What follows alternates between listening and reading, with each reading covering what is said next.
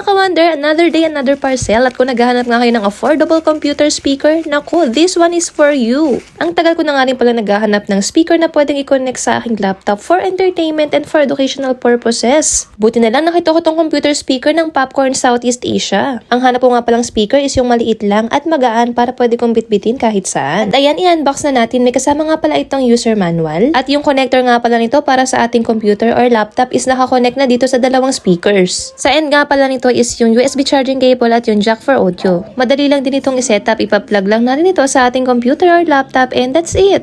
At itry na natin kung maganda talaga yung quality ng sound ng Popcorn computer speaker. Nandito na nga rin pala sa cable itong adjustan ng volume. Meron nga rin pala itong brilliant RGB lighting. Perfect partner for gaming na rin.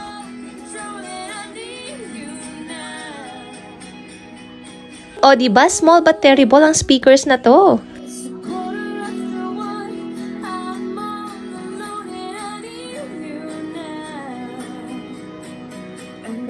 Ganda.